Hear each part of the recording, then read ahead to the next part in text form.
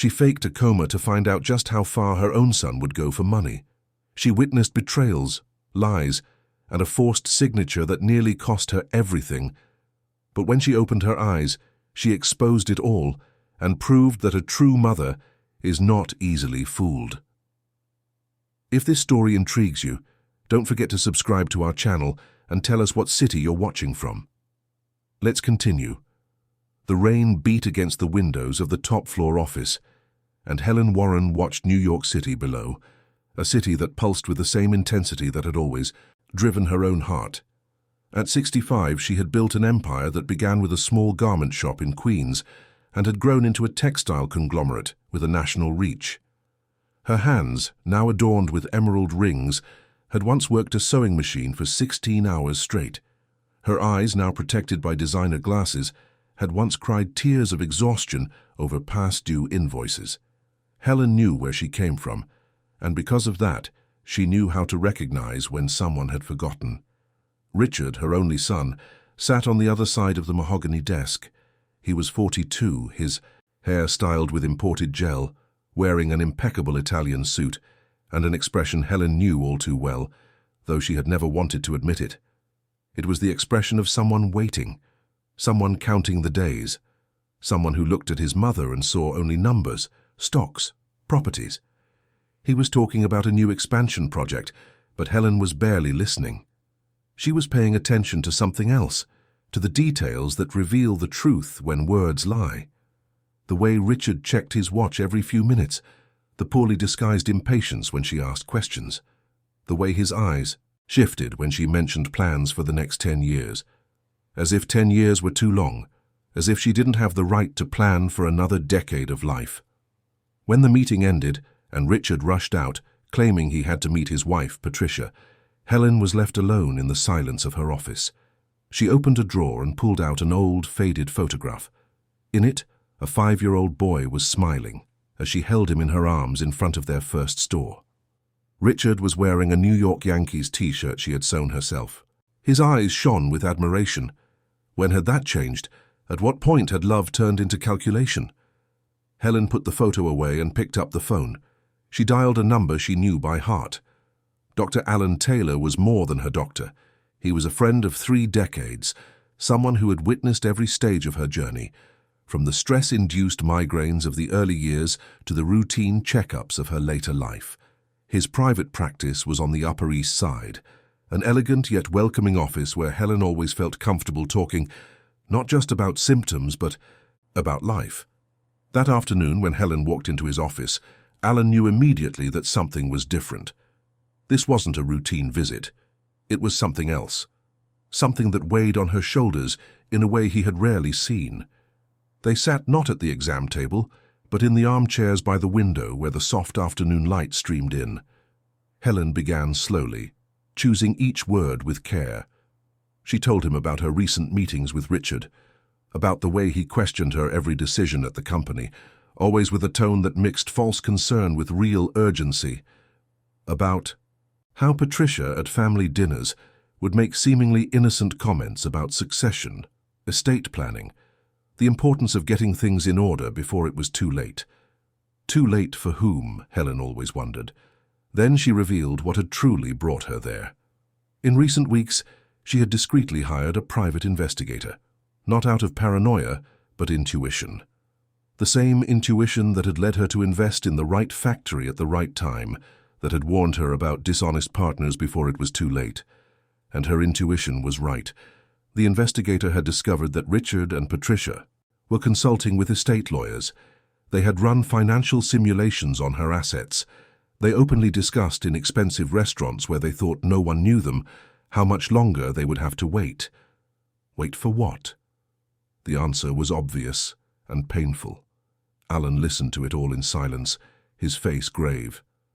When Helen finished, he took a deep breath. He had known Richard since he was a child, had watched the boy grow up, graduate, get married.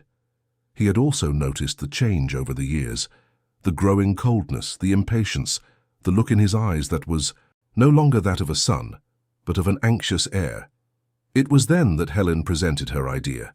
At first, Alan thought it was just the venting of a hurt woman, But as she explained with the same strategic clarity she used to close million-dollar deals, he realized she was completely serious. Helen wanted to fake a coma. She wanted to create a convincing medical situation that would leave her seemingly unconscious, but perfectly aware of everything around her. She wanted to test her son. She wanted to see just how far he would go. Alan stood up, walked to the window and watched the street traffic below. The request was extraordinary, unethical, some would say, dangerous, certainly. But he had known Helen long enough to know that when she made a decision, it was because she had exhausted all other possibilities. And more importantly, he also knew Richard. He had seen the signs. He knew Helen's concern was not unfounded. After a long silence, Alan sat back down. He looked Helen in the eye and asked only one question. "Are you sure you want to know the truth? Because once you know, there's no going back. There's no pretending you didn't see, that you didn't hear. The truth changes everything, always." Helen answered without hesitation. She needed to know, not for revenge, not out of anger, but because she had spent her life building something that had meaning. And if that something was going to end up in the hands of someone who only saw numbers, where he should see legacy, history, sweat, and tears, then she needed to know, while there was still time to do something about it. The two spent the next few hours planning every detail. Alan explained how it would work. He would create a plausible medical scenario. A sudden collapse during a meeting at the company, the arrival of the ambulance, the tests at the hospital, the diagnosis of a cerebral event that, while leaving no apparent permanent damage, had left Helen in a minimally conscious state, a type of shallow coma from which she could awaken at any moment, or not. The prognosis would be deliberately vague, leaving room for any outcome. The most delicate part would be convincing the hospital staff. Alan had contacts, trusted doctors who would understand the situation. It wouldn't be a complete sham, but a controlled simulation, with Helen actually sedated for the first few days in the hospital, just enough for the tests to look convincing. Afterward, she would be transferred home under home care, where she could maintain the charade more safely. But there was one essential element that still needed to be addressed. Helen couldn't do this alone. She would need someone inside the house, someone who knew the truth and could protect her during the act. Alan suggested hiring a trusted nurse, an outsider with no connections to the family. But Helen shook her head. She already knew who it would be. Celia. Martinez was 58 and had worked at the Warren mansion for over 30 years. She had arrived as a young woman, fresh from rural Pennsylvania, and had found in Helen not just an employer, but a friend. Over the years, Celia had been a silent witness to everything. She had seen Richard grow up, had served dinner at his wedding to Patricia, had wiped Helen's tears when her husband passed away 12 years ago. Celia knew everything without anyone needing to tell her. She saw, she understood. That night when Helen returned to her mansion in Greenwich, Connecticut, an imposing structure. With extensive gardens and wrought-iron gates, she found Celia in the kitchen preparing dinner. The house was quiet. Richard and Patricia lived in an apartment on the Upper East Side and only came over for formal dinners or when they needed to ask Helen for something. Helen asked Celia to sit down. The housekeeper, surprised by her serious tone, wiped her hands on her apron and sat at the kitchen table, the same table where the two had shared so many conversations over the years. And then Helen told her everything. The plan, the suspicion, the fear, the need to know, the truth. Celia listened without interrupting, her attentive eyes fixed on Helen's face. When her employer finished, the housekeeper remained silent for a long moment. Then, slowly, she reached out and took Helen's hand. Her hands were calloused from work, but her touch was gentle, full of a tenderness that words couldn't express. "You can count on me," Celia said. And Helen knew she could. The following days were a whirlwind of meticulous preparation. Alan coordinated with trusted colleagues at Mount Sinai Hospital. Helen adjusted details at the company, delegating responsibilities and ensuring everything would continue to run smoothly during her absence. Richard was surprised by her sudden concern with succession, but he interpreted it as a positive sign, as if his mother were finally accepting the reality of her age. The irony was not lost on Helen. Celia, for her part, began studying basic medical care. Alan instructed her on vital signs, medications, procedures. He also taught her how to detect any real emergency, because even though Helen was faking, the human body was unpredictable. They had to be prepared for anything. A week later, the plan was set in motion. It was a Tuesday morning when Helen arrived at the office and asked Richard to come in for an urgent meeting. He arrived with Patricia, both visibly curious about what could be so important. Helen received them in the conference room with its panoramic view of Park Avenue. She began to talk about changes in the company's structure, about her desire to secure its future, about the importance of family. And then, in the middle of a sentence, she brought a hand to her head. Her expression changed. She tried to say something, but the words came out jumbled. She staggered. Richard stood up in alarm, but it was Patricia who acted faster, grabbing her phone and calling security. The next few minutes were a controlled blur. The ambulance arrived quickly. The paramedics, previously briefed by Alan, asked all the right questions, performed all the necessary procedures. Helen was placed on a stretcher, still conscious but seemingly disoriented. Richard held her hand and said everything would be okay, that she was strong. There was genuine concern in his voice, and for a brief moment, Helen allowed herself to believe she might be wrong. Maybe her son still loved her. At the hospital, the tests were carried out with surgical precision. CT scans, MRIs, blood work. All real, all documented. Alan personally coordinated everything, ensuring that each result was ambiguous enough to support the diagnosis they had planned. Helen was admitted to the ICU, lightly sedated, constantly monitored. Richard spent the first 24 hours at the hospital. Patricia, too. They took turns, spoke with doctors, asked questions. The concern seemed real. Helen, when she was conscious between the controlled doses of sedation, could hear their voices through the door of her room.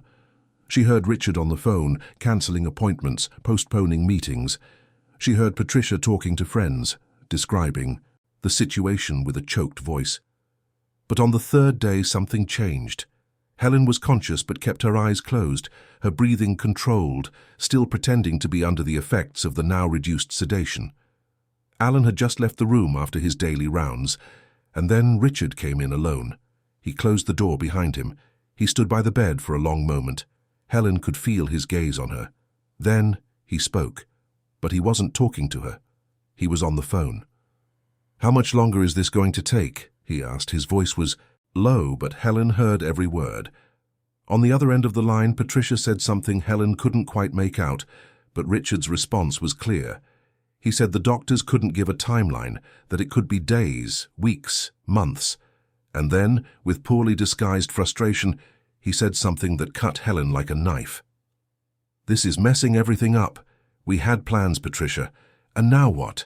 Are we just going to wait indefinitely?" There was a pause. Then Richard sighed. "No," he added. "We need to think about alternatives. Make sure that no matter what happens, we don't lose control of the situation." The call ended. Richard stayed in the room for a few more minutes, his presence a silent weight in the air. Then he left, closing the door softly. Helen kept her eyes closed, but inside something broke. It wasn't a surprise. She had suspected. She had prepared herself. But hearing the words, feeling the coldness in her own son's voice, was different from imagining it. It was real. It was painful in a way she hadn't fully anticipated. When Alan returned, she told him what she had heard. He didn't seem surprised, just sad. "You still want to continue?" he asked. And Helen, with tear-filled eyes but a firm voice, said yes. Now more than ever, she needed to know the depths of her son's greed. She needed to see it all. 2 days later, as planned, Alan gathered the family and explained that Helen had stabilized, but remained in a minimally conscious state. There was no indication of when or if she would fully awaken. The best course of action, he suggested, would be to transfer her home, where she could receive care in a familiar environment. He would recommend a nursing team, but he also knew the family had Celia, who could assist under regular medical supervision. Richard and Patricia exchanged glances. The idea of having Helen at home under their watch seemed to please them. They agreed immediately. The transfer was carried out the next morning. A special ambulance transported Helen back to the mansion in Greenwich. The master bedroom, large and bright, was transformed into a makeshift hospital room, a hospital bed, monitors, equipment, all to maintain the illusion. Celia received Helen with tears in her eyes but maintained her composure.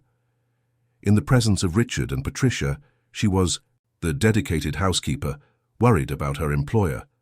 But when they were alone holding Helen's hand, Celia would whisper words of comfort, telling her she was there, that she would protect her from everything. And so the real test began. Helen, lying in that bed, seemingly unconscious but seeing everything, hearing everything, feeling everything. The test that would reveal not only her son's character, but the raw truth about who truly loved her and who was just waiting. The first few days were for observation. Richard would visit in the morning before heading to the office. He would stay for a few minutes, hold his mother's hand, say a few empty words. Patricia rarely appeared, always with excuses about unavoidable commitments. Celia maintained the routine of care, talking to Helen as if she could hear, reading to her, playing soft music. But at night, when they thought Celia had gone to bed, Richard and Patricia would meet in Helen's office downstairs. And Celia, ever watchful, would listen. She heard the conversations about documents, about power of attorney, about the need to expedite processes. She heard Richard's growing impatience, Patricia's cold calculus, and she reported everything to Helen the following mornings when they were alone. Helen listened, absorbed, and felt the pain slowly transform into determination. She had made the right choice. The test was revealing exactly what she had feared. But the worst was yet to come. And Helen, even prepared, couldn't imagine just how far her son and daughter-in-law's greed would take them. The Friday morning light filtered through the white linen curtains of the bedroom, bringing with it that soft glow that precedes the day's heat in New York. Helen kept her eyes closed, as she had for the past 10 days since returning home. Her breathing was controlled, rhythmic, perfect. Every muscle in her body remained relaxed, except for the few she needed to stay conscious, alert. It was an exhausting performance, physically and emotionally, but she had learned to master the technique, learned to be present while pretending to be absent. Celia entered the room with the breakfast tray, or rather, with the appearance of a breakfast Helen wouldn't be eating. Part of the charade involved a feeding tube, a procedure Alan had taught Celia to simulate. In reality, when they were completely alone with all doors locked and curtains drawn, Celia would help Helen eat normally, in small portions, always listening for any sound that might indicate someone's approach. "Good morning, Mrs. Warren," Celia said aloud, maintaining the tone of someone speaking to a person who might not be able to hear but still deserves respect. "I brought your breakfast. It's a beautiful day out there. The jasmine in the garden is in full bloom. You always loved their scent, remember?" Celia checked the monitors, jotted down the vital signs on a clipboard Alan had provided. All part of the act, all to keep the illusion perfectly believable. Then, when she was sure they were alone, she leaned in and whispered, so low it was almost imperceptible. "Richard called early. He said he's coming this afternoon with Patricia, and they're bringing a lawyer." Helen didn't move, but Celia knew she had heard. They had developed a subtle system of communication. A slight squeeze of the fingers when Helen wanted to confirm something, a nearly imperceptible change in her breathing when she was especially attentive. The signs were so small that only someone who knew Helen intimately could notice. And Celia did. The morning dragged on slowly. Celia took care of the house, prepared lunch, answered a few calls from acquaintances asking how Helen was doing. Alan stopped by for his daily visit, examined the patient with his usual professional seriousness, spoke briefly with Celia about the necessary care, and before leaving, when they had a moment alone, he held Helen's hand and squeezed it gently. "Stay strong," he said. "You're stronger than you know." Richard arrived at 3 in the afternoon, punctual as always. Patricia was by his side, wearing a navy blue dress that probably cost more than Celia earned in 6 months. They walked up the stairs with an air of ownership, as if the mansion were already theirs, and behind them, A man in a grey suit, leather briefcase in hand, with the neutral expression of someone used to handling delicate situations. Celia met them at the top of the stairs, maintaining her respectful but firm posture. "Good afternoon, Mr. Richard. Mrs. Patricia. She's in her room, as always. But perhaps it's best not to make too much noise. Dr. Taylor said she needs absolute rest." Richard barely glanced at Celia. "I know how to take care of my own mother, thank you. This is Mr. Miller, our attorney. He needs to review some documents." The lawyer nodded, polite but distant. Celia felt a knot in her stomach. Documents, always documents. She knew this moment would come. Alan had warned her, but knowing didn't make it any easier to witness. They entered the room. Helen was there, motionless in the hospital bed, her silver hair spread across the pillow, her face serene. The monitors emitted their regular beeps. Everything perfect, everything convincing. Richard approached, touching his mother's face with a tenderness that would seem genuine to any outside observer. But Helen, feeling the touch, sensed the coldness behind the gesture. It was mechanical. Protocol. The kind of touch one gives because it's expected, not because it's felt. Patricia remained near the door, watching. The lawyer placed his briefcase on the small table by the window and began to take out documents. "Mr. Warren," he began, "I've prepared the documents as you requested. Considering your mother's health and the absence of a prior power of attorney, it would be necessary to establish a temporary conservatorship that would allow you to make decisions on her behalf. This includes medical, financial, and business matters." Richard listened intently, his eyes fixed on the papers. "And how do we do that, considering she can't sign?" The lawyer hesitated for a fraction of a second. "There are procedures. We can petition the court, presenting medical reports that prove her temporary incapacitation. It takes some time, but it's the legal path." "How much time?" Patricia asked, her voice sharp. "A few weeks, maybe a month, depending on the court and the judge." Richard sighed, impatient. "A month is too long. The companies can't just sit idle. There are decisions that need to be made now." The lawyer looked uncomfortable. "Mr. Warren, I understand the urgency, but there are processes that must be followed. I cannot advise you to take shortcuts that could be challenged later." It was Patricia who spoke next, stepping forward with the smile she used when she wanted to convince someone of something. "Mr. Miller, surely there's a way to expedite this. After all, we're talking about her well-being. The faster we get everything organized, the better for everyone, including Mrs. Warren." The lawyer maintained his neutral expression. "I will look into the possibilities, but I must be clear. Any document signed on behalf of an incapacitated person without proper legal authorization can be nullified and could even constitute a crime." Richard turned abruptly. "No one is talking about a crime. I'm talking about taking care of my mother and her business while she can't." Celia, who had been standing silently in the corner of the room, felt the tension rise. Helen, in the bed, heard every word, every inflection. She felt anger building but maintained her control. It wasn't time yet. She needed to see how far they would go. She needed concrete proof. The lawyer put the documents back in his briefcase. "I will prepare the petition for temporary conservatorship and file it with the court. It's on Monday. In the meantime, I suggest you document everything. Any urgent business decisions should go through the board of directors, which has the authority for operational matters." Richard walked the lawyer to the door, speaking in a low voice. Patricia remained in the room, looking at Helen with an expression Celia couldn't quite decipher. There was curiosity there, but also something darker, as if she were calculating, measuring, planning. When Richard returned, Patricia whispered something to him. He nodded and then turned to Celia. "Celia, we need to talk. Come downstairs with us." The housekeeper felt a chill, but kept her composure. "Of course, Mr. Richard. I'll just check if everything is all right with Mrs. Warren before I leave." "No need," Patricia said. "She's stable. Nothing's going to happen in 5 minutes." But Celia was already by the bed, checking the monitors with the meticulous dedication she had shown from the beginning. As she leaned over to adjust Helen's pillow, she whispered so softly only Helen could hear. "Courage." They went down to the living room. Richard and Patricia sat on the leather sofa, and Celia remained standing, her hands clasped in front of her. There was something in their posture that put her on high alert. Richard began, his voice in a tone he probably thought was kind but sounded condescending. "Celia, you've worked here for a long time. My mother has always been very fond of you." "Thank you, Mr. Richard. I'm very fond of Mrs. Warren, too. That's why," he continued, "we want to make sure you're comfortable with the current situation.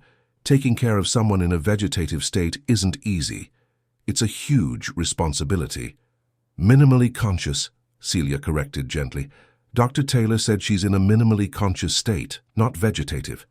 Richard waved his hand as if the distinction didn't matter. "Whatever it is, it's a lot of work, and we were thinking it might be better to hire specialized professionals, real nurses. You could continue to take care of the house, of course, but without the burden of caring for my mother." Celia felt the floor shift beneath her feet. They were trying to push her away from Helen. "With all due respect, Mr. Richard, I would like to continue caring for Mrs. Warren. Dr. Taylor taught me everything I need to know, and I've been following his instructions to the letter. Besides, she knows me. That has value. Even unconscious, she recognizes familiar voices. The doctor said so." Patricia leaned forward, her smile sharp. "Of course, Celia, no one is saying you're not competent. But think about it. If something goes wrong, if she gets worse, you don't want to carry that guilt, do you? With professionals, there would be institutional responsibility, protection for everyone." The housekeeper understood the subtext. They were trying to scare her, to make her back down. But Celia had made a promise to Helen. She had given her word, and Celia didn't break promises. "I appreciate the concern, but I prefer to continue. If at any point I feel I can't handle it, I'll ask for help myself. But for now, everything is under control." Richard and Patricia exchanged glances. The frustration was visible. This wasn't the outcome they had expected. Richard stood up, the tension clear in his shoulders. "Fine, Celia, if that's what you want. But we're going to bring in some nurses for night shifts at least. You need to sleep." "I sleep just fine, thank you. I have the monitor next to my bed. If anything happens, I wake up." The discussion continued. For a few more minutes, a game of words where each side tried to hold its ground without appearing too suspicious. Finally, Richard gave up. They left soon after, and Celia ran back up to Helen's room. She told her everything. Every word, every look, every inflection. Helen remained motionless, but Celia knew that inside she was processing it all, putting the puzzle together, seeing the pattern emerge. In the following days, the tension in the house grew. Richard and Patricia started showing up more frequently, always with different excuses. They wanted to see how their mother was. They needed to get some documents from her office. They had to check on something or other, but Celia could tell they were circling, observing, looking for something. It was on a Tuesday, exactly 2 weeks after Helen had returned home, that everything changed. Alan arrived for his routine visit, but this time he brought news that made Celia's blood run cold. "Celia, I need to speak with you, in private." They went to the small study on the ground floor, the one Helen used when she wanted to work from home. Alan closed the door and took a deep breath before speaking. "I received a call today from Richard's lawyer, Mr. Miller. He was asking questions about Helen's condition, wanting to know if there was any chance of recovery, what the long-term prognosis was. I answered as we agreed, keeping everything vague. But then he asked a specific question. He asked if Helen had left a power of attorney or any document naming someone as her guardian or agent in case she became incapacitated." Celia felt her heart race. "And what did you say?" I told him the truth, that she had. 6 months ago, during her annual physical, Helen updated her advance directives and named a legal guardian. The lawyer seemed surprised. He asked who it was, and I told him it was you." The world stopped. Celia had to sit down. "Me? But Mrs. Warren never told me anything about that." Alan nodded. "She asked me not to tell anyone, not even you, until it was absolutely necessary. But now it is. The document is legitimate, legally registered, with all the proper formalities. In it, Helen specifies that, in the event she becomes incapacitated, you have decision-making power over her medical care, and to a certain extent, over financial matters related to her upkeep. But why? Why would she do that?" Alan looked into Celia's eyes. because she trusts you, because she knows you will act in her best interest, not your own. Helen is a very smart woman, Celia. Long before this plan to fake a coma, she already suspected Richard. She was already protecting herself. Celia put her hands to her face. This is going to start a war. Probably, but it's Helen's legal wish. Richard can contest it in court, but it will take time. And in the meantime, you have the authority. Use it wisely.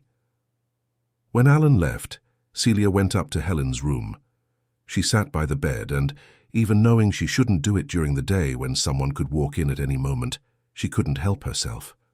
She took Helen's hand and whispered, "Why did you do this?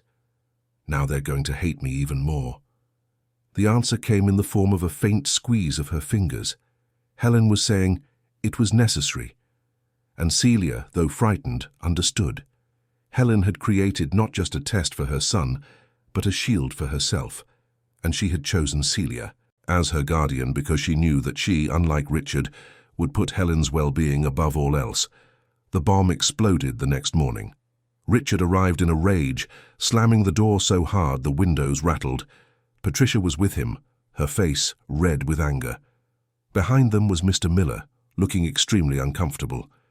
Richard stormed up the stairs, shouting, "Celia, where are you?" The housekeeper emerged from Helen's room, closing the door behind her.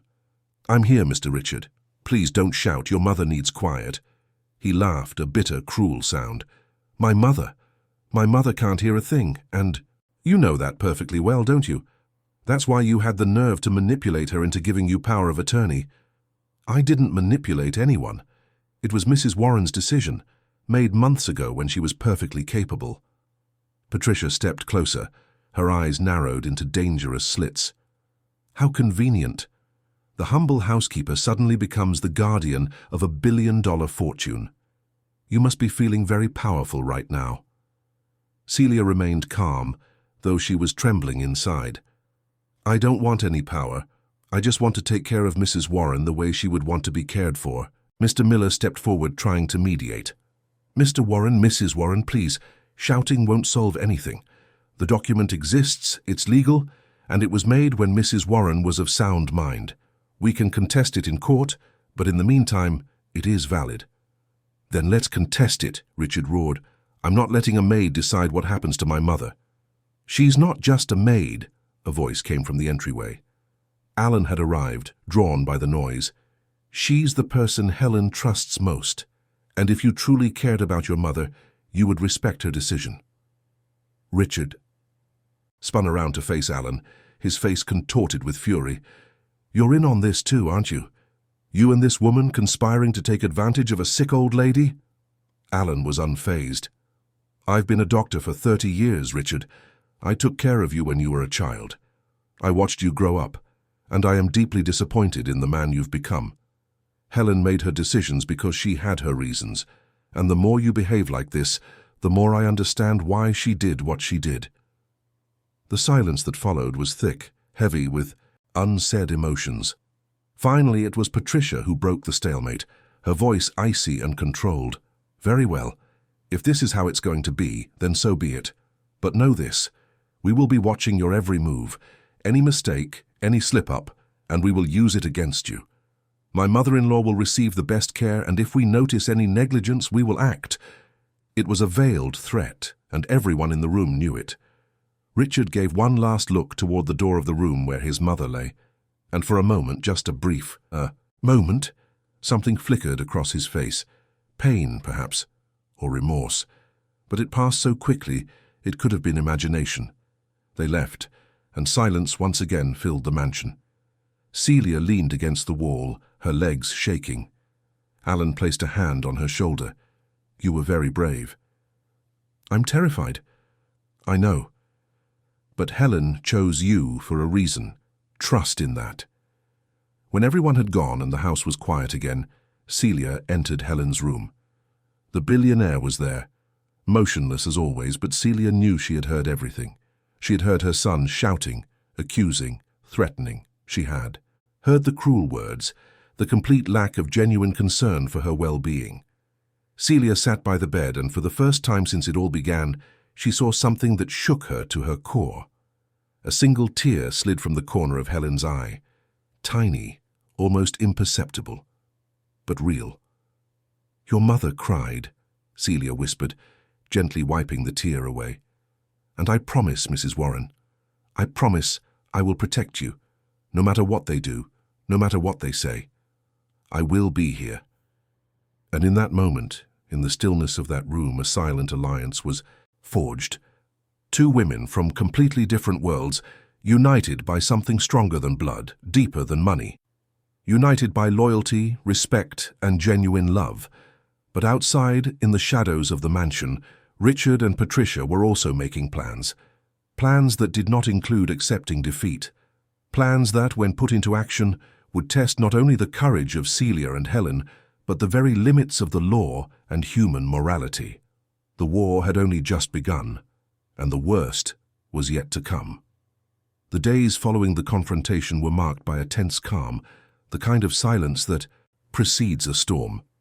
Richard and Patricia didn't return to the mansion for nearly a week, and Celia began to think they might have given up, that perhaps the legal threat of the guardianship document had been enough to make them back down. But Helen, even in her forced silence, knew better. She knew her son. Absence wasn't surrender. It was strategy. Alan continued his daily visits, and with each day Helen was more impressed by Celia's dedication. The housekeeper had turned her care into a personal mission, performing every task with an almost religious precision. She checked vital signs, adjusted. Pillows talked to Helen about everything from the day's news to old memories of the house.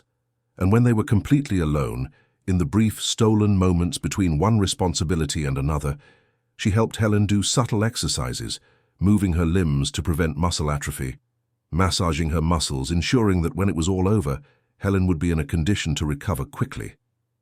It was on a Thursday, 2 weeks and 3 days after the confrontation, that Richard returned. But this time he was different. He arrived alone in the middle of the afternoon, unannounced. Celia was in the garden hanging laundry when she heard the car. She ran inside, up the stairs, and reached Helen's room just seconds before he did. Richard entered slowly, almost hesitantly. His face was tired, with dark circles under his eyes that Celia didn't remember seeing before. He approached the bed and looked at his mother for a long time without saying anything. Celia remained in the corner of the room, discreet but vigilant. Finally, Richard spoke, his voice low, almost a whisper. "Mom, I know you probably can't hear me, but I need to say some things. I need you to understand." He pulled up a chair and sat beside the bed, taking Helen's hand. The housekeeper watched, and Helen, inside, remained absolutely focused on every word. "I know I haven't been the best son. I know you expected more from me. But building something from scratch like you did is hard. I tried to do things my way, but it always felt like it wasn't enough, like I could never be you." There was a pause. Richard looked at his mother's hand, his fingers tracing gentle patterns on her skin. "When Dad died, you didn't stop. You kept working, kept building. And I was just there trying to fill his shoes, but I never could, because he was important to you in a way I never was." The words were laden with an old pain, and for a moment, Celia felt sorry for him. For a moment, even Helen felt something akin to understanding. But then Richard continued, and the tone shifted. "But now, Mom, now it's different. You're here, like this, and I have to make decisions, hard decisions, because the company can't just stop, because there are opportunities that can't be missed, and you tied my hands. With this ridiculous guardianship for Celia, a maid, Mom. You chose a maid over your own son." The bitterness was back, acidic and clear. Helen felt her son's hand grip hers tighter than necessary. It wasn't affection, it was frustration, it was anger. "But I'm going to fix this. I found a way. It's not ideal, but it will work. And when you wake up, if you wake up, you'll understand that I did everything for the good of the family, for our legacy." He let go of her hand and stood up. He looked at Celia as if he had just remembered she was there. "Get out. I need a moment alone with my mother." Celia hesitated. "I don't like to leave Mrs. Warren alone. I'm her son. I'm not going to do anything wrong. Get out. Now." The housekeeper looked at Helen, then at Richard. She had to obey, at least for appearances, but she left the door ajar and went down only as far as the landing, where she waited, listening for any strange sounds. In the room, Richard sat beside his mother again. This time there was no tenderness in his gestures.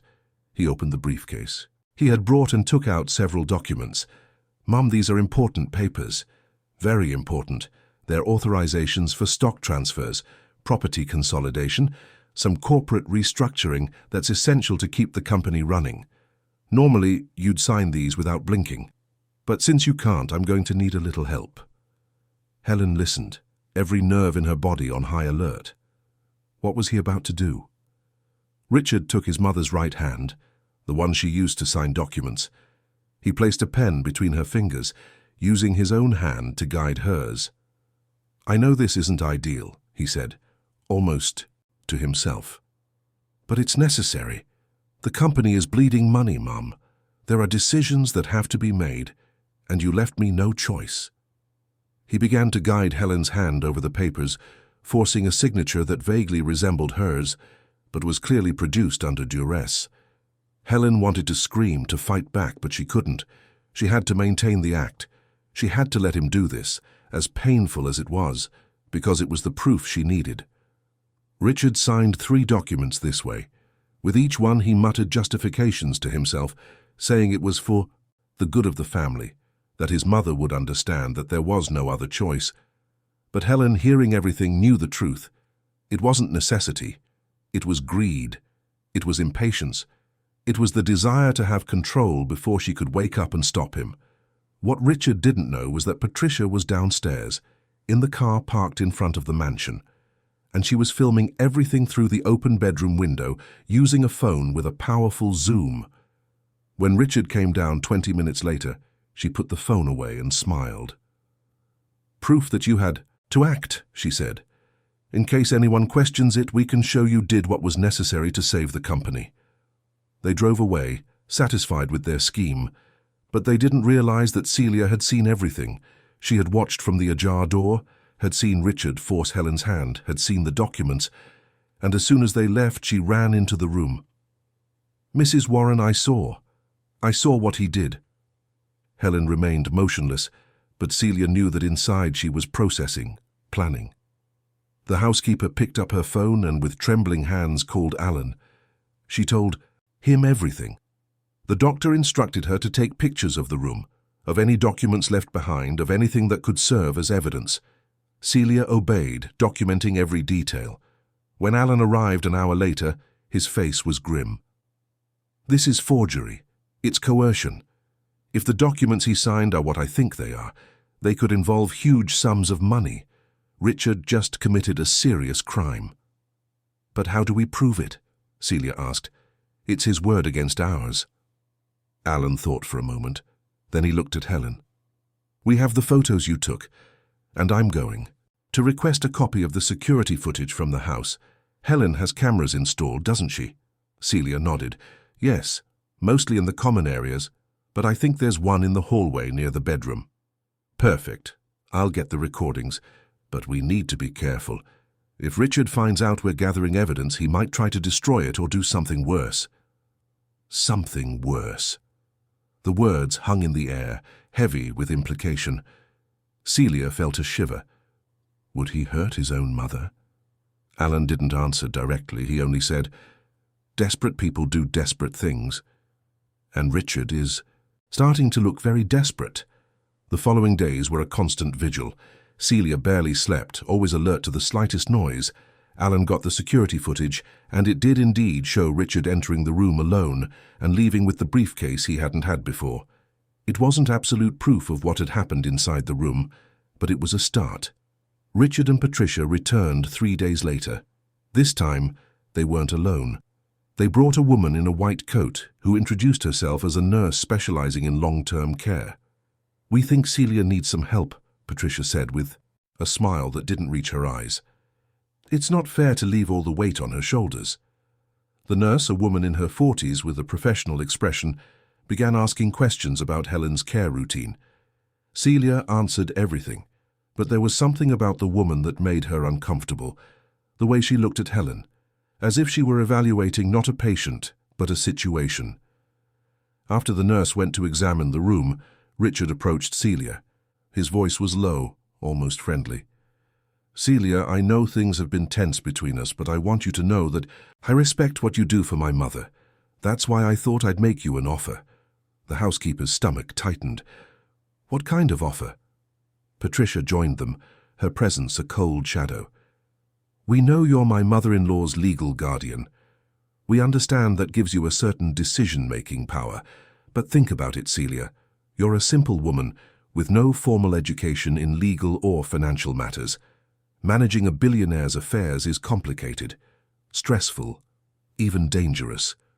Richard continued. "What we're proposing is simple. You transfer the guardianship to me, voluntarily and in writing. In return, we'll guarantee you a job, here for the rest of your life with a generous salary. On top of that, when my mother, God forbid, passes away, you'll receive a significant financial compensation. Let's say $1 million. Celia was in shock. $1 million. It was more money than she could earn in 10 lifetimes of work. It was security, a future, everything someone in her position could dream of. But it was also a deal with the devil. It was betraying Helen. It was putting a price on loyalty. "No," she said, her voice surprisingly firm. "I can't do that." Mrs. Warren trusted me. I won't betray that trust. Patricia's smile vanished. Richard stepped forward, invading Celia's personal space. "You don't understand the situation you're in, Celia. You're playing with fire. Refusing our generous offer is a mistake that could have consequences." "What kind of consequences?" Celia asked, trying to sound brave but feeling fear rise in her throat. It was Patricia who answered, her voice as cold as ice. "Accidents happen, Celia, especially to people who have no family, who live alone in dangerous neighborhoods.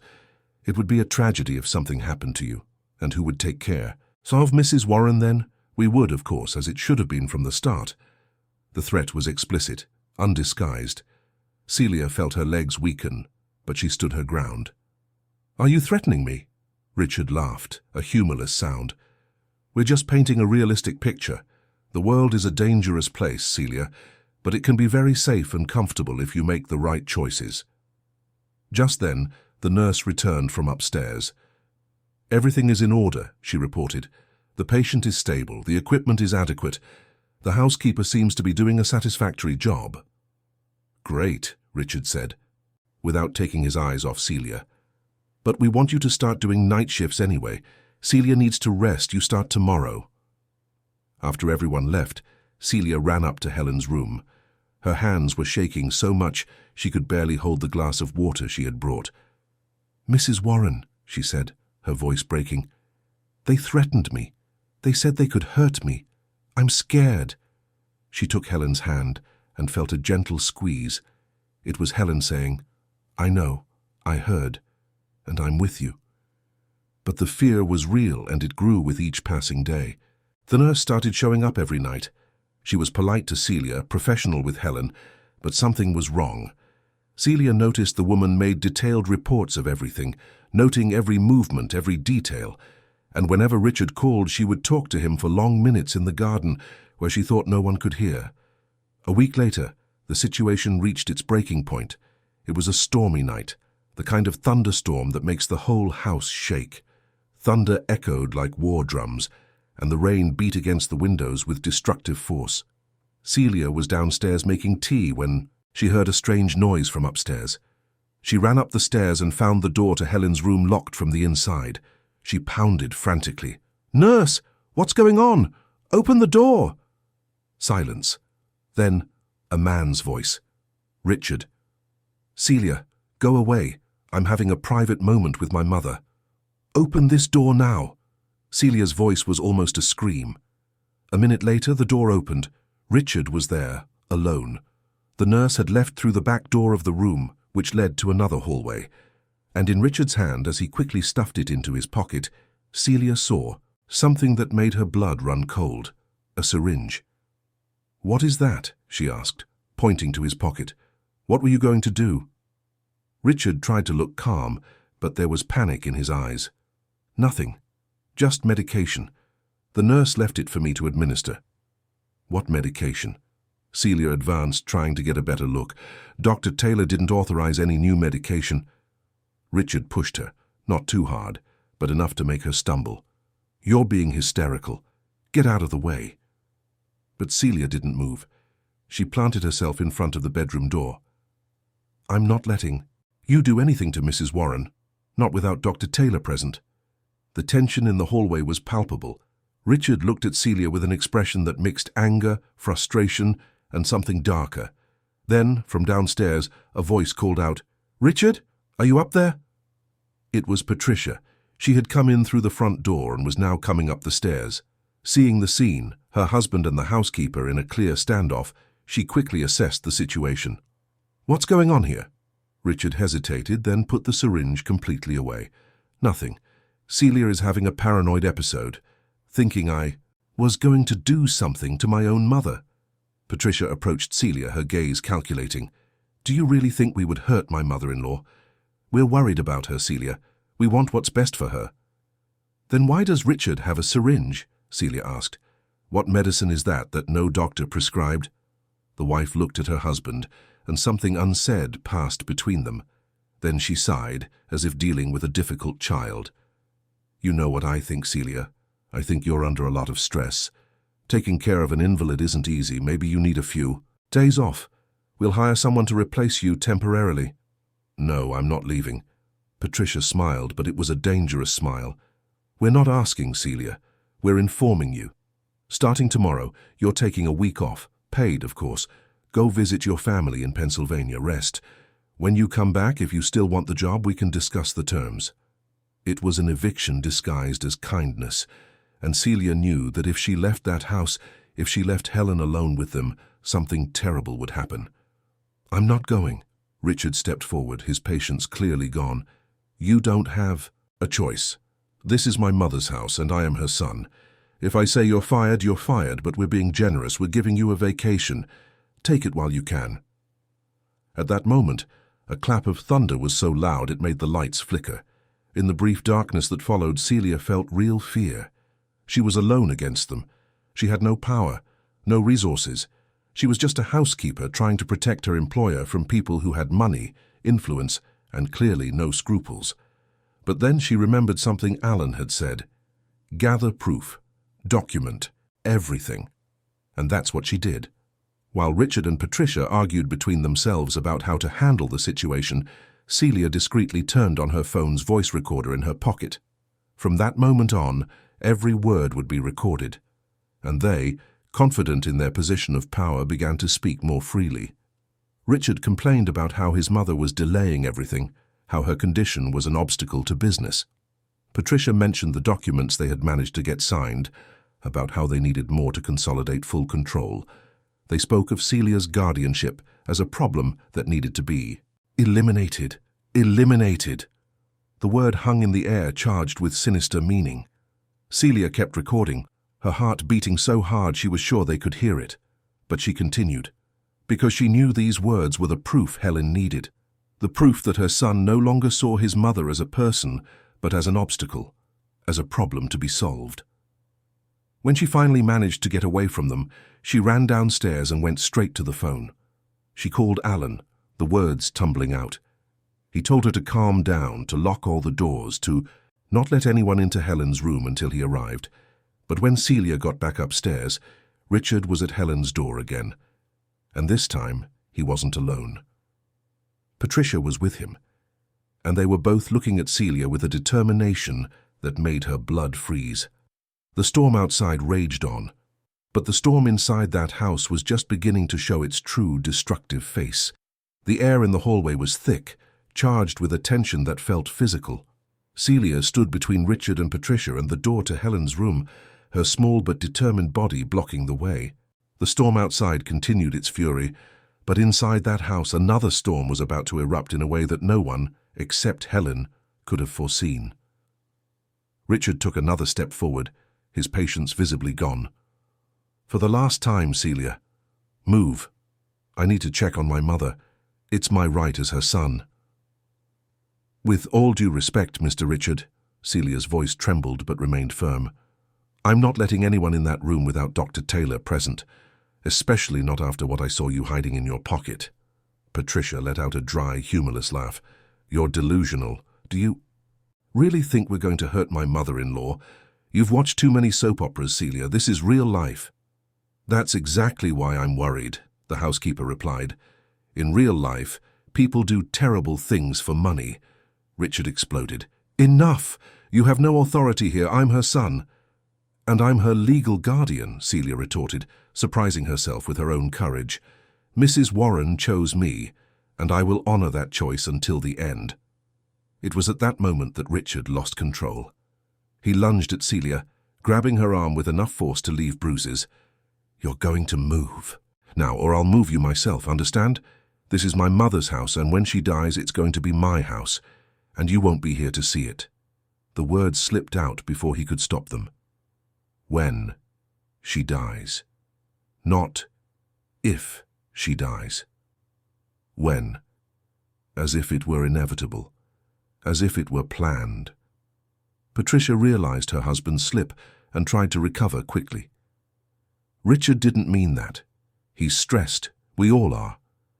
But you need to understand, Celia, you're creating problems where there are none. We just want to take care of my mother-in-law in the best way possible.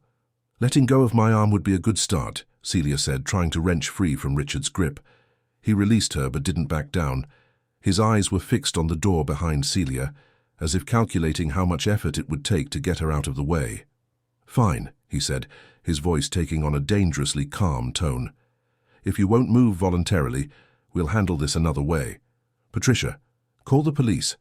Tell them we have a housekeeper who's having a psychotic break and threatening our family. Patricia took out her phone, but before she could dial, another phone rang. It was Celia's. She answered quickly, keeping her eyes locked on Richard. Dr. Taylor. The doctor's voice came through clearly. Celia, I made it to the street, but a tree fell and is blocking the road because of the storm. I'll have to come on foot. Hold on, don't let anyone in that room. Do you understand? No one. I understand, Doctor. Please hurry. She hung up and looked at Richard and Patricia with renewed determination. The doctor is on his way, so we'll all just wait here calmly until he arrives. Richard laughed, a harsh, cruel sound. Do you really think an old doctor walking up here in a storm is going to get here in time to make a difference? Celia, you're too naive for your own good. He took another step forward, and Celia realized he was actually going to try to physically force her out of the way. She opened her mouth to scream, to do anything to stop him, when suddenly a voice cut through the air, a voice none of them expected to hear. If you keep squeezing my hand like that, Richard, you're going to break. My fingers. Time stopped. Every head turned toward the door. And there in the opening stood Helen Warren, on her feet. Leaning on the door frame, to be sure, Celia never knew how she managed to get out of bed and to the door without a sound. But there she was, alive, conscious, and with a look in her eyes that Celia knew well, a look she had seen Helen use in tough business meetings, right before she was about to turn the tables in her favor. Richard recoiled as if he'd been electrocuted. His mouth opened and closed without a sound. Patricia went pale, her hand still holding her phone frozen in mid-air. And Celia, despite knowing the truth, despite being part of the plan from the beginning, couldn't help but feel a jolt of shock seeing Helen there, so alive, so present, so powerful. Mom, Richard finally managed to say, his voice little more than a whisper. You're awake. Helen took a step forward, staggering slightly. Celia rushed to support her, but the matriarch held up a hand, asking for space. She wanted to do this alone. Awake, Helen repeated, her voice hoarse from disuse but firm with determination. Yes, Richard, awake, and aware of absolutely everything that has happened in the last 3 weeks. She began to walk slowly toward her son, each step measured and deliberate. Aware of every word you said, every decision you made, every document you forced my hand to sign, every threat you made to Celia, every second you looked at me in that bed and saw not your mother, but an obstacle between you and a fortune. No, Richard began, the denial automatic. No, Mom, you don't understand. I was trying to save the company. You were trying to rob me, Helen cut in, her voice rising. Don't try to justify it, don't try to lie, because I heard everything, Richard. Everything. From that first phone call in the hospital, when you said I was messing up your plans, to today when you threatened Celia, when you said when she dies as if it were a foregone conclusion, as if you were counting the days. Patricia finally found her voice. Mother-in-law, please, sit down. You're still recovering. You shouldn't be exerting yourself. Helen turned to her and her gaze was pure ice. Don't talk to me about what I should or shouldn't do, Patricia. You who spent weeks planning how to divide my assets before I was even dead. You who filmed my son forcing my signature and called it legal protection. You who brought in a nurse not to care for me, but to spy on Celia and report every move back to you. The wife opened her mouth to protest, but no sound came out, because it was all true, and she knew it. Richard tried one last time. Mum, if you were conscious this whole time, why didn't you say anything? Why did you let all this happen? Helen stopped right in front of her son. Because I needed to see how far you would go, Richard. I needed to know if there was any part of the boy I raised still in there, the boy who used to hug me and say he was going to make me proud. I needed to know if the love I felt for you for 42 years was returned, or if I had just become a source of income for you. And now you know? He asked, and there was something in his voice that could have been pain or just self-pity. Now I know, Helen confirmed, and I have to live with that truth for the rest of my life. The truth that I failed as a mother, because I raised a son who looks at his own mother and sees only dollar signs. It's not like that, Richard protested, but his voice was weak. It's exactly like that. Helen turned, walking back toward her room, with Celia at her side for support. And you two will get out of my house now, and you will not come back. You can't kick us out, Patricia said, her anger finally overcoming her shock. This house is family property. Richard has a right. Richard has no rights, Helen interrupted. This house is mine, bought with my money, registered in my name, and the two of you are no longer welcome here. Just then Alan's voice echoed from downstairs. Helen, Celia, is everything okay? We're up here, Doctor, Celia called out. And Mrs. Warren is. She paused, still processing the reality. She's awake. Alan ran up the stairs, soaked from the rain, breathless from the run. When he saw Helen standing, his face lit up with a mixture of relief and concern. Helen, you should be resting. Your body has been practically immobile for weeks. I'm fine, Alan, she assured him. A little weak, but fine. And I'm glad you're here. I need you to be a witness to what I'm about to say. She turned back to Richard and Patricia. As of this moment, you are both officially disinherited. My will is being changed first thing tomorrow. Not 1 cent of my money will go to you. The company, the properties, the investments, everything will be placed in a trust that will benefit charities and, she looked at Celia, with tenderness. The one person who stood by my side when there was nothing to be gained by doing so. You can't do that, Richard shouted. I'm your son. I have a right to an inheritance. You are my son biologically, Helen agreed, but you stopped being my son in any way that truly matters. And as for rights, Richard, you lost any right when you decided I was worth more to you dead than alive. And the documents I signed? Richard asked, a last desperate attempt to find some leverage. The documents you signed that I watched you sign. Helen smiled, but it wasn't a happy smile. Documents signed under duress have no legal standing, Richard, especially when there's a recording of you forcing my hand. Yes, there's a recording. Celia saw to that. And there's also the video Patricia took, which you think protects you but actually condemns you. Because it clearly shows I was immobile, unable to consent. Any judge would nullify those documents in a second. Patricia stepped forward, her face contorted with rage. You faked a coma, you deceived us, that's a crime too, Alan intervened, his voice professional and firm. Actually, it's not. Helen was never officially in a coma. The diagnosis was always a minimally conscious state, with the possibility of fluctuating levels of awareness. She simply chose not to communicate when those levels improved. There's nothing illegal about that. But forcing a signature on documents, the doctor continued, using threats against a legal guardian, those are crimes, serious ones, and we have evidence of everything. As if on cue, the sound of sirens began to echo in the distance, growing closer. Richard and Patricia exchanged panicked looks. "You called the police?" Richard asked, incredulous. "I did," Helen confirmed, "right after I heard you, threatening Celia. Alan has contacts at the precinct, and they agreed to come check on a report of coercion of an incapacitated person and threats. They should be here any minute." The next few minutes were a blur. 2 police officers came up the stairs, listened to Helen and Alan's explanation, saw the recordings Celia had made on her phone, and examined copies of the forged documents. Richard tried to argue. Patricia tried to charm her way out of it, but nothing worked. The evidence was too clear, too concrete. "You'll have to come with us to give a statement," one of the officers said. "And depending on what the DA decides, you could be formally charged with several crimes: forgery, coercion, making threats, attempted fraud." Richard looked at his mother one last time, and there was so much in his eyes.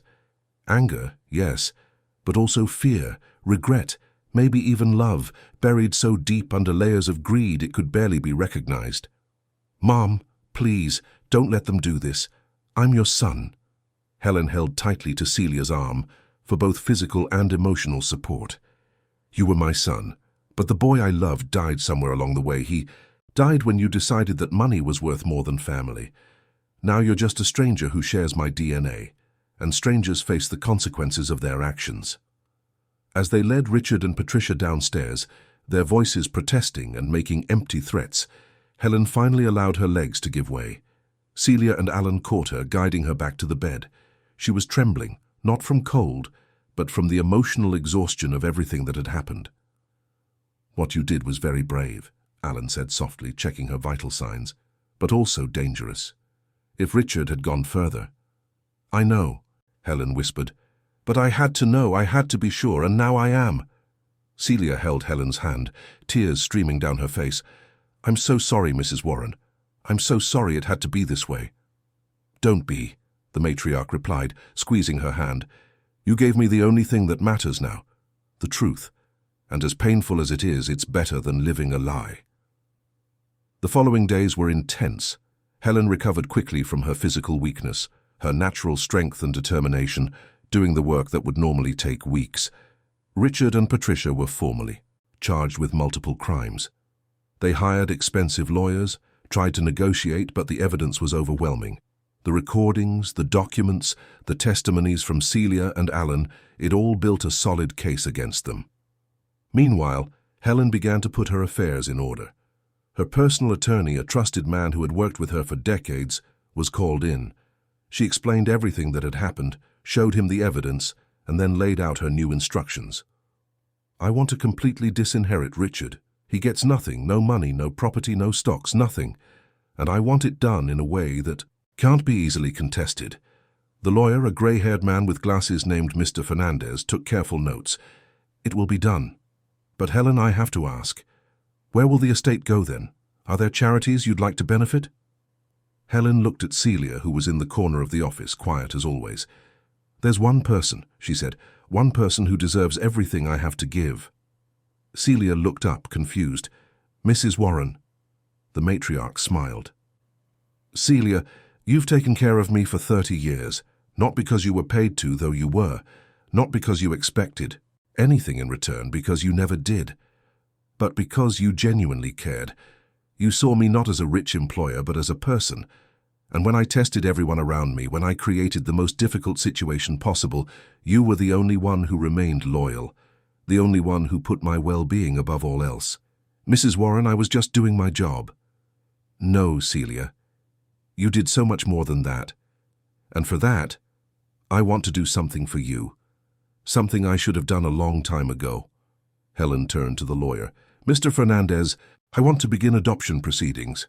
I want to adopt Celia as my daughter, legally, officially, and I want her to be named the sole heir to everything I own." The silence that followed was absolute. Celia's jaw dropped, unable to process what she had just heard. Alan, who was present as a witness, smiled broadly. The lawyer blinked, surprised, but quickly regained his professional composure. "Mrs. Warren," Celia began, her voice choked with emotion. "You can't do that. I'm just a housekeeper. I don't deserve—" "You deserve everything," Helen interrupted firmly. "You deserve it because you're the only person who saw me as a human being when I was at my most vulnerable. You deserve it because you risked your own safety to protect me. You deserve it because you are the daughter I should have had, the daughter of my heart, if not of my blood." Tears were now flowing freely down Celia's face. "But what will people say? What will your Richard—" "Richard no longer has a voice in this family," Helen said. "And as for people, let them say what they will. I've learned something these past few weeks, Celia. I've learned that blood means nothing if it isn't accompanied by love. And true love, the kind that matters, you've shown me every single day. So yes, I'm doing this. I'm going to adopt you, and you will officially be my daughter. And when I leave this life, you will inherit not just my fortune, but my legacy, and I trust you to use it wisely." The adoption process took a few months. Even with 2 adults, the legal procedure required several steps, several approvals. But Mr. Fernandez was efficient, and Helen was determined. And finally, on a sunny spring morning 6 months after Helen had woken up from that bed, they were at the county clerk's office, signing the papers that officially made Celia Warren the legal daughter of Helen. When they left the building, Celia was still in shock. "Mrs. Warren," she began, but the matriarch held up a hand. "Don't call me Mrs. Warren anymore. You're my daughter now. Call me Mom." Celia tried, but the word got stuck in her throat. It was too much emotion, too much change. Helen understood, wrapping her in a tight hug. "It's okay," she whispered. "It takes time. But we'll have time. We'll have all the time in the world." The trial of Richard and Patricia took place 8 months after the night of the revelation. The case had attracted media attention. The story of the billionaire who faked a coma to test her son was too sensational to ignore. But Helen maintained her dignity, refusing interviews, keeping the details private whenever possible. On the day of the verdict, she was present in the courtroom, not because she wanted revenge, but because she felt she had to be there. Richard looked at her when he was brought in, and for a moment their eyes met. There was so much in that look. Regret, perhaps, or maybe just the pain of consequences he never imagined he would have to face. Richard Warren and Patricia Miller were found guilty of coercion, forgery, and making threats. The sentences were relatively light, considering the severity of the crimes. 3 years in prison for Richard, 2 for Patricia, both eligible for parole. But the real punishment wasn't the prison time. It was the loss. Loss of the fortune, loss of social standing, loss of a mother, and in Richard's case, loss of himself. When the sentence was read, Helen felt no triumph. She felt only a deep sadness, the kind that comes when you lose someone you loved, even if that person is still alive. Because the Richard she had loved, the 5-year-old boy in the Yankees t-shirt, he was truly gone. And the man who remained was a stranger. Leaving the courthouse, reporters swarmed her, asking questions, begging for a statement. Helen ignored them, walking straight to the car where Celia was waiting. When she got in, she closed her eyes and took a deep breath. "Is it over?" Celia asked softly. "It's over," Helen confirmed. "Now we can start again." And they did. Helen dedicated herself to completely reshaping her life. She reduced her direct involvement in the company, putting trusted managers in charge while maintaining strategic oversight. She created charitable foundations focused on vulnerable women and education for low-income youth. She used her experience and her fortune to make a real difference in the lives of people who, like her once, had only dreams and determination. Celia, in turn, slowly transformed from housekeeper to daughter, from employee to heir. Helen enrolled her in business administration courses, taught her about the company, and prepared her to eventually take over the legacy. But more important than any formal education was the lesson they lived every day. That family is built not by genetics, but by choice, love, and loyalty.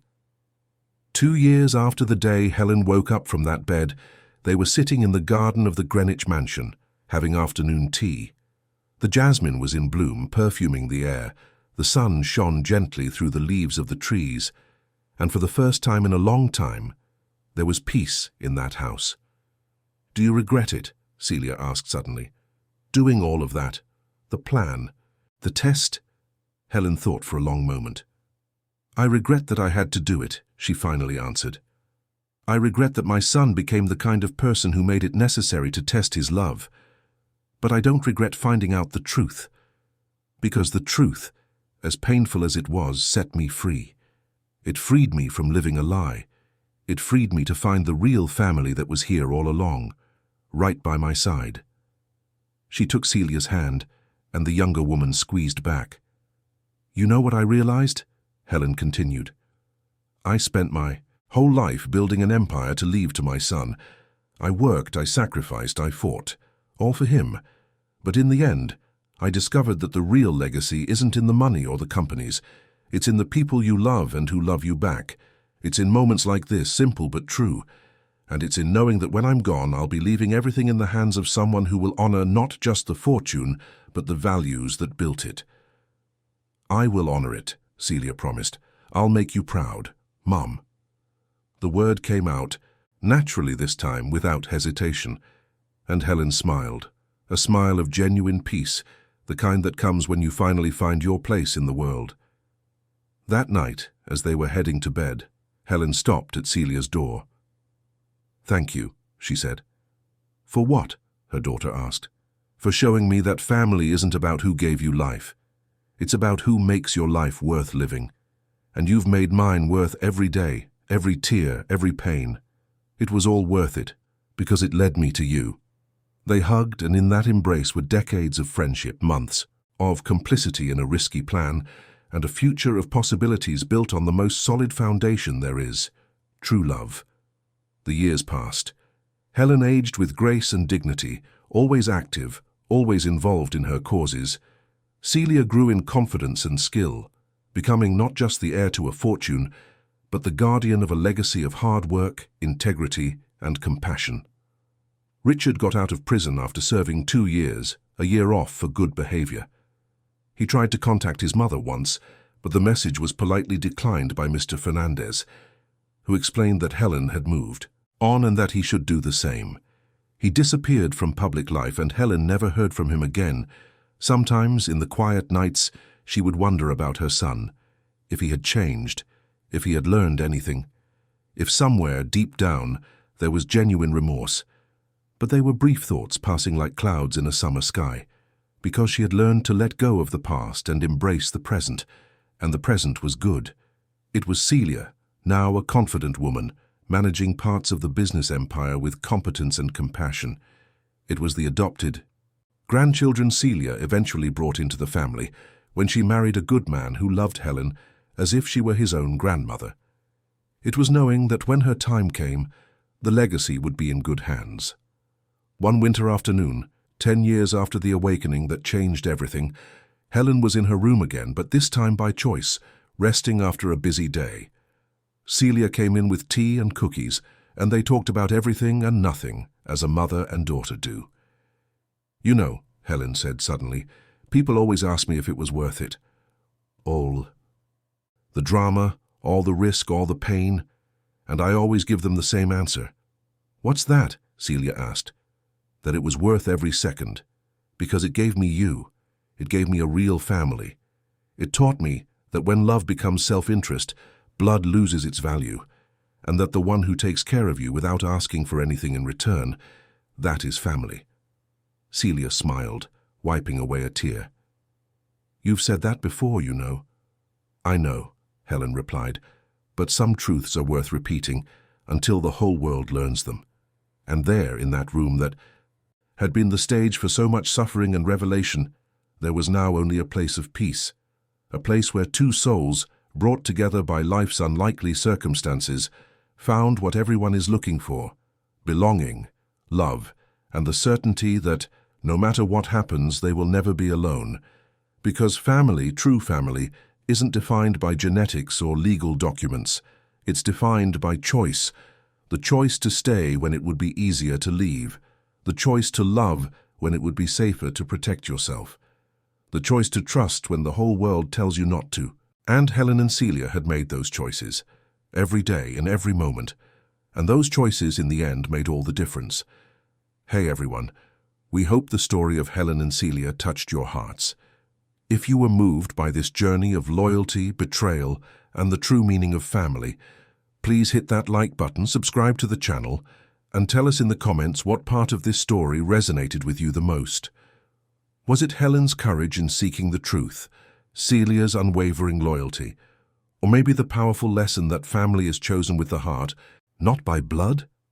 Every day we bring you intense stories like this one, revealing the deepest and truest side of the human soul, exploring the dilemmas, passions, and transformations that make us who we are. Your presence and support mean everything to us. We'll see you in the next episode, where a new story will make you think, feel, and believe that there's always hope, even in the most difficult situations. See you soon.